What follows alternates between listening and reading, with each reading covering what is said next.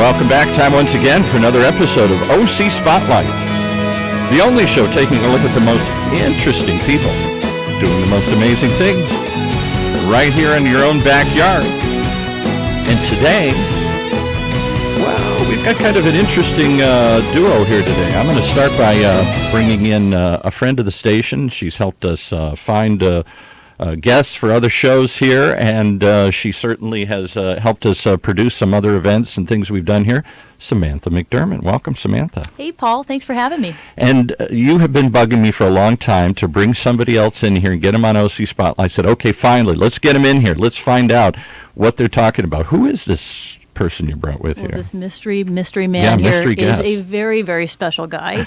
And I'll tell you, Paul, he is the CEO of the largest executive search firm in Orange County and one of the largest in the country. He's dynamic. He's charismatic. He's got a really great sister. Wait, am I giving it away? His name is Rod. A huge lead-in. Do I tell him? Tell him. What's his last name? The fix is in, Paul. His name is Rod McDermott, and yes, he is my brother. You brought your brother. When did you first start working with your brother here? I was employee number one. You were? Wow. I started working with Rod when I was 7. She was employee number one. She helped me fold the newspapers. We had a paper route. There you go. And he doubled the operation, Paul, in 6 months. There you go. It was a lot of work for Sam. So tell me what you've built at McDermott and Bull. What and is this executive search? I've learned has lots of different nuances to it. There's retained search. There's the traditional kind of headhunter companies. What do you do? Sure. So we're an executive search firm, but we do two different types. We do permanent executive search, which is most of our businesses, and it's what we've been doing for, I've been doing it almost 20 years. As a firm, we've been doing it for 18 years.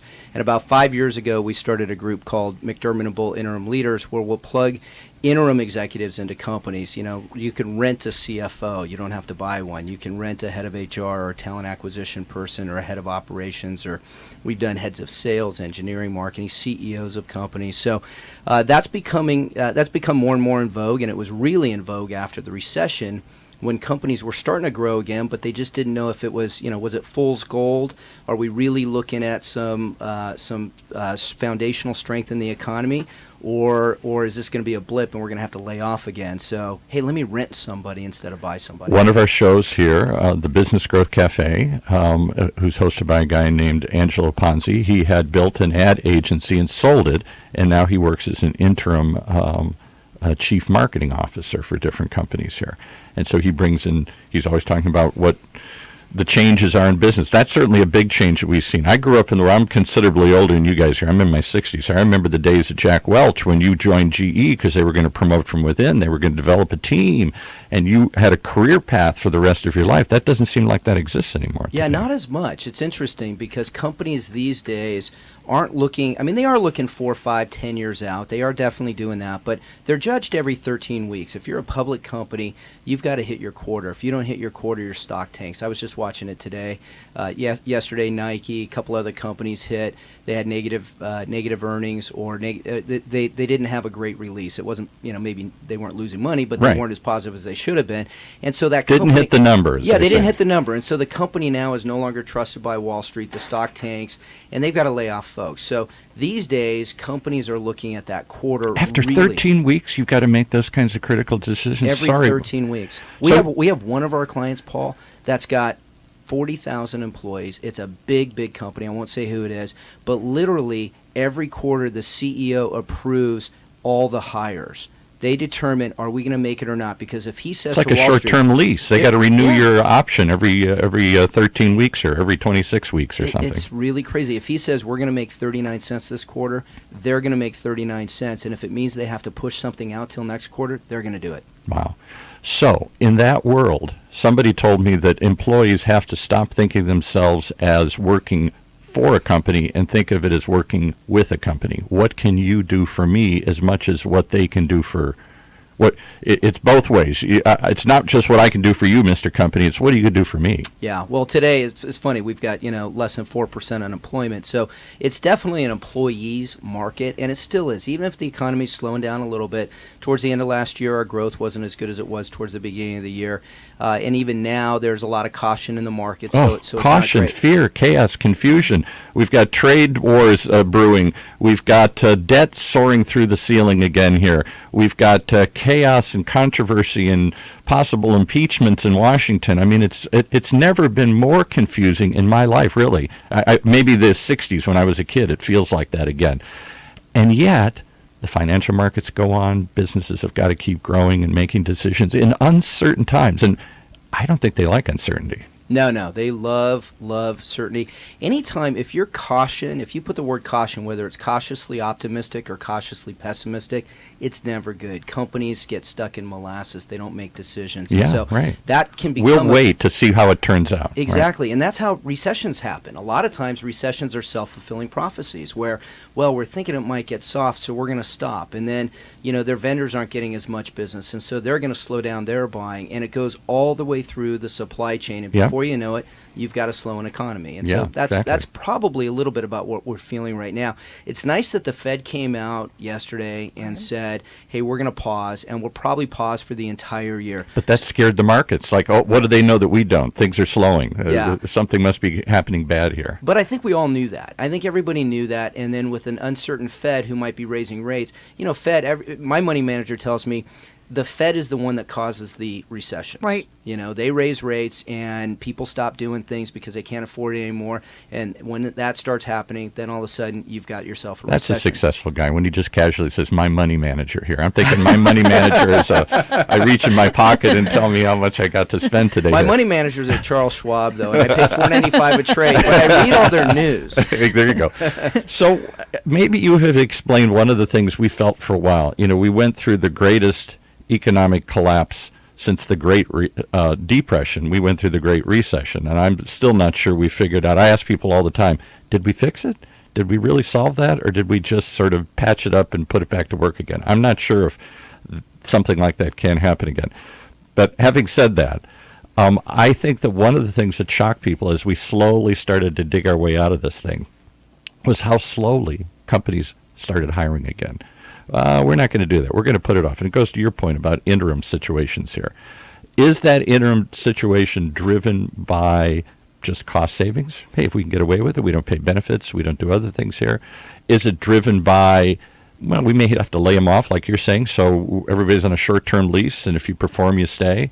Or is it a permanent change in the way we do business? Is this the new norm? We're all in the gig economy now here. Well, because we started that division about 5 years ago, I hope the latter. I hope it is a permanent way.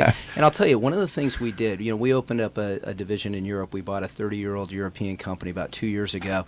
And I've been studying Europe for a number of years. In Europe, because of the labor laws and how hard it is to fire somebody, 6% of executives are interim. 6%. So that's 1 out of 16. In the U.S., it's less than 1%. So we haven't really caught on to this whole thing as much as other countries have. And again, it's mostly because they want to try before they buy. And if they don't know for a fact that they're going to have a long-term opportunity for this person, let's bring them in, let's have them solve a problem. Right. And then maybe we have another problem for them to solve, or maybe we don't, and then we can move on. In the U.S., especially in California, it's at will, right? So if you don't have another problem for that executive to assuming solve, you're not in one of the 5 or 6 protected categories of race and gender and sexual preference, there are certain ones you can fire anybody for any reason except 4 or 5 or whatever. Exactly. So, but we hope it's becoming a solution. One of the big things that drives our interim business is an urgent need, right? So we get a phone call from a company yesterday who says, my CFO just gave me notice. They're actually going to be leaving in 3 weeks. We're in the middle of a big transaction. I need somebody now. Can you show me people by Friday and get somebody in here by next week? Friday. Yeah. They've got to come. They've got to get on board, get up to speed, understand what it is you do and how you do it, and who you do it with in a couple of days. Yeah. But that runs counter to the other narrative I hear. I'm going to challenge you a little bit here. Okay. I love a challenge. I sit in this chair every day, day after day, and listen to the smartest minds in Orange County, the biggest, and from big guys to little guys. They come through this studio touting their business and their business model. And one of the things that 99.9% of them all say is culture. Oh, we want fit. We want to develop a cohesive culture here. We're one tribe. We all want to pull together here. And in fact, we'll let you go if you don't fit into the culture, even if you perform well. but you're a jerk, or people think you're a jerk, or they don't like your abrasive style. And I question that. I'm an old cynical guy who listened to when they said, oh, it's all about vision plans and stuff. It's all about mission statements. Is this just the new mission statement? It sounds good on the financial report, but they don't really mean it. Because how can you develop a culture in 3 days or in 13 weeks? Yeah, no, that's a great question, Paul. I think, so we're solving for two things here. One is long-term and one is short-term. I think on a long-term basis, absolutely culture is king, and I'll give you a quick example of that. But on a short-term basis, and literally, we had a client 3 years ago who had a fire in a plant. I was going to say, if my plant's on fire, I need a fire chief. They're a supplier to Boeing, right? If they don't ship product on time, Boeing doesn't ship aircraft on time, yeah, right? And what's the cost of that? Shutting down the line for a day, huge, delaying deliveries, yeah. And not only that, huge penalties. So, I mean, this client was shipping product air freight, and they were spending at $1.10 million a month on air freight. Just to get it there. Just to get it there. They were losing all kinds of money. They needed somebody in there who was at the CEO level. They had a general manager of a plant, which is perfect when everything's going well. But as soon as you have a fire, inventory's destroyed, tooling's destroyed, you need to move tooling to another plant, you need to get another line up and running. You needed somebody with a little more firepower, right? So we put a CEO level guy in there. They literally called us on a Tuesday when the fire happened. We had people in front of them on Thursday. He started on Monday. He worked in 4 different divisions, and they ultimately hired him as a CEO of one of their divisions a year later. That was a big turnaround. But that's what happens quickly in an interim need. You have to move that quick. Long term, though, culture is king. And I'll tell you this. One of the guys that works for us in Amsterdam, he is probably the biggest and maybe the best field hockey player to ever live. And I know that doesn't mean anything to you. No. It didn't mean a lot to me either. No. But when I first met him, one of his friends who works for us over there, he told me who he was, and I said, I don't know anything about that. He goes, he's the LeBron James of field hockey. Okay. And I said, I still don't really know what that means. But field hockey is it's like the number Doesn't 2 it? sport in the Netherlands, right? So right Field behind hockey. soccer. Okay, Yeah, all right. field hockey, it's a big sport. Now, this guy's been to 5 Olympics. He's got 3 gold medals. I mean, he literally is a legend. And one of the stories I've learned from him, as I've worked with him now for a couple of years, and I go over to Amsterdam pretty regularly every couple months, is he told me a story about being captain of the team, the national team, and bringing on one of the best players to ever live. He said every game this person was good for goals, every single game, without question. But he said during the 2 years that this person was on the team, they never won a championship. The team did not perform. He didn't practice. It sounds like you're talking about LeBron. How many times has he been to the grand tournament here? And he's only come away. I'm not going to get into That's that. a The tight politics topic, of though. basketball are really Yeah. touchy, especially in Orange County. But what I will say is, this is a guy that did not perform well when they weren't playing. And because of that, the team didn't perform well. And what they realized is... Or wasn't a team player, perhaps. I think that's what I see in basketball. Give me the ball and get out of the way. That's exactly Then it. nobody wants to play with you. That's exactly it. And so the team wasn't brought up. As soon as they moved this person off the team, they literally fired this person, replaced with a person who wasn't as talented, but really a great team player. They started winning championships again. They went back and won the European Championships. They went and won the Olympics again. So things that weren't happening because they had great talent but not great fit started happening because they got great fit. I personally think you need both, but fit at the end of the day, because we aren't fielding a team of individuals, we're fielding a team of players playing a position, their position. We all got to work together. So how do you balance those two? There is an immediate goal that has to be made. We got to win this game right now, and we need somebody who can do it. Maybe they're not the perfect fit long term, but they can put out this fire. And at the same time, you can't live moment to moment. You can't just live fire to fire. You've got to have a long-term plan. And I don't know whether we balance those two out well together. It's here. a challenge. There's no question. It's definitely a challenge. Well, so our permanent business, we'll go out and do a retained search. And in my practice, we've gotten the time down to about 60 days. So we can solve short-term problems. It's about half the industry average, by the way. So when our clients hire us and say, I need a VP of sales or I need a chief financial officer or CEO, they do want that person yesterday, but they want the right person. We have a saying, I'd rather have the right person a day later than the wrong person a day earlier. Yeah, right, exactly. Now, and just explain the difference, because that's been something I've learned about. Retained search is not something I grew up with. I grew up in the world where you were all called headhunters. Yeah. And you were just there dialing for dollars, trying to get interested people and to fill a position. And if you filled it first, you got the commission and everybody else lost. But this retained idea is a whole different approach. Talk about somebody pays you a fee to go to find somebody to fill a job. Can I tell them the story? Sure, go ahead. So when I started doing a little bit of consulting with Rod, he said, "Listen, I have to sit you back down here and say, and you got to remember, this is the mantra: we don't find people jobs, we find jobs people. It's that simple, Paul. Right? So headhunters. Say that again. So we don't find there's a people job jobs that needs a person in it, but we find jobs people. So it's very consultative. I'll let Rod kind of build on Sure. that. But I love that it was super simple and easier to explain. And how because long has that been going on? Am I just out of it and I haven't been looking for a job in a long time, or is We're that not going to say that about you, Paul. Come on. or is that a relatively new phenomenon here? No, it's been going on as long as our industry's been around. You know, there's a misnomer out there where people think that recruiters, whether you're retained executive search or contingency or any other kind of recruiter, find people jobs. That's not how any of us work. When none of us find people jobs, we're all working for the client. And the client is the company that hires us to go find them. But there are people that I could go to, aren't there? If I've laid off executive that I go and they go try and find me, they're working for me. I don't know whether I pay them a fee or not, but Yeah, there's some out there. I actually don't know of any really good ones. There's some that, every year or two you hear about companies that are kind of brought up on charges because they charge $5,000 for, and they tell somebody they're going to land them a job and they Right. don't. There's outplacement firms which are really good, which basically teach people how to do this themselves. Because at the end of the day, if you're out of work and you're looking for a job, you have to learn the process of job search. And it's weird. For an executive, let's say somebody who's been working 20 years, 25 years, and never been in transition. They might have had 2 or 3 jobs, 2 or 3 different companies, but they've never actually had to look for a job before. It's really new. It's really scary. It's lonely. It's hard. Full disclosure, you're talking about my wife. At 67, she just got laid off with a whole bunch of other people at a bank.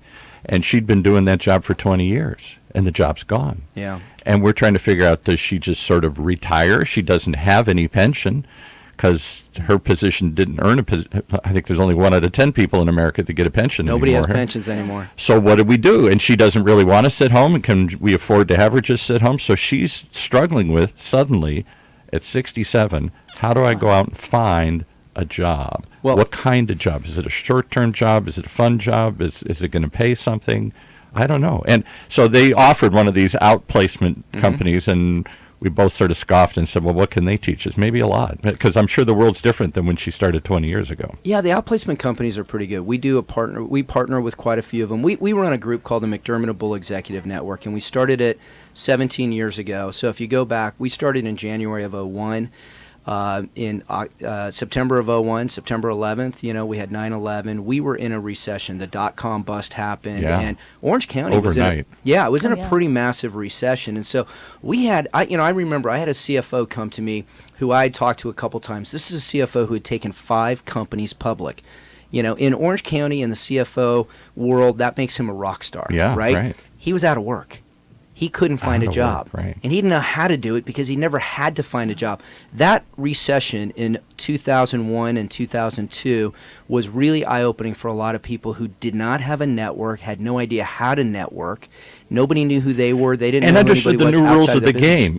Your resume, which we all counted on, isn't going to get read by a human. It's going to get read by a robot. And if it doesn't have the right keywords in there, it's tossed out before somebody even talks to you. At least that's my perception. Well, and AI is certainly coming into play where you have, bots that are actually reading for keywords on resumes, and you have people at the end of the day that are entering that data in there. But you're right. It's not a relationship. It's not a living human being. It's a piece of paper that has one-way communication, right? And all it does is say what you wanted it to say at the moment you wrote it, but you didn't write it for that particular job more than likely, right? You wrote it in general. You have one resume and you send it out. You want to show in some case whether, look at all the people I work for, look at what I know, look at who I know, don't you want to come talk to me? Well, I'm just Paul, trying to get the interview. Here's the advice I would give your wife. Okay. Right? If she called me and said... That's why we brought you in here today. Yeah, I see the whole ruse here, and I think Sam's going to get a fee. All of a sudden, we're going to place your wife. We're now in a new business. Exactly. Is there a place for me to hide? But what I would tell her, and something that does come up a lot when people are, in their 60s or mid 60s, late 60s, say, "Am I too old to be employed?" Yeah. In this day and age, She thinks so. Yeah, exactly. Everybody has that tape, and they need to stop playing that tape, because I will tell you, there's a company that has a problem that she's a solution for. And they don't care how old she is, as long as she can come in and solve that problem. I have friends of mine that are 70. I'll tell you this quick story. I Okay. called on a company the We other love day. stories. Yeah, tell us a story. I called on a company the other day, big company. They've got 14,000 employees. And I was meeting with the head of human resources for dinner the other night, and we're talking about a search. And he said, well, this person will report to this other person who's one of the top folks in the company, runs a division, all that, reports to the CEO. He goes, you know how old this person is? I said, no, I don't. I didn't see their LinkedIn. I couldn't see it, actually. I don't think they had one. And he said, 80. Wow. 80. Wow. And they run a massive division in this company. So I'm telling you, people don't, retiring is kind of like the new smoking, right? If you retire, it's unless you're really active. I mean, it's not good for people. It's deadly, yeah. It's deadly. So, and lucky us, we're all going to be going to be the oldest lived generation in history, starting with us old aging baby boomers here. Lucky us, we're going to be into our 90s. What the hell are we going to do with all that? Yeah, we're going to time? have to work, because there's no pensions, as you brought up. Right. But what I would tell your wife is to get really clear on what kind of problems she solves at banks, right? What kind of banks might need her as a solution to their problem. Or other types of businesses. That Or other might, types, yeah. If she wants to move out of banking into something else, it makes it a little more complicated. But her skills, like for instance, if she's in risk management, okay, risk management is not just in banking; it's in a lot of industries. So she can apply those skills. She was kind of like an auditor. She wasn't the auditor, but she prepared the banks for their audits. Oh, she did. Okay, Oh, well, that's okay. Operations specialist or something they call Yeah, them. well, So- every company needs that. Every public company for sure needs it. Every regulated company for sure needs it. Any company that needs to have audited financials because of their debt or banking agreements and all that, they need that help. We have a lot of clients that need it. So having somebody who can hit the ground running is really valuable to them. What I would tell her is figure out what kind of companies you could be a solution for.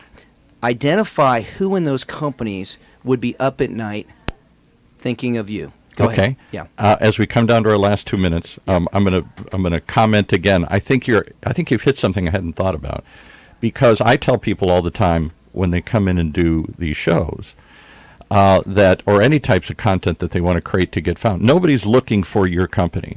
Nobody's looking for us. Nobody's looking for you. What they're looking for is an answer to a problem. When they go on the internet, I got a problem, I'm looking for an answer. When you go on YouTube, you're trying to find out how to change a tire, or whatever it is that you want to find. So I never thought of it that way. Figure out what problems you solve, and then go find people that have that problem. Where there's a problem, you can be a fit. That's what I tell executives in transition. They're always looking for a job. I say, stop looking for a job, start looking for a problem to solve. Yeah, interesting. And you have to position yourself like a consultant. When McKinsey goes into a company and presents them with a big proposal to do a consulting assignment, they're not saying, hire my 30 people for the next year. They're saying, you have this problem, and here's how we would go about solving it. And the result is that company ends up bringing McKinsey and 30 people on board for the next year. Right.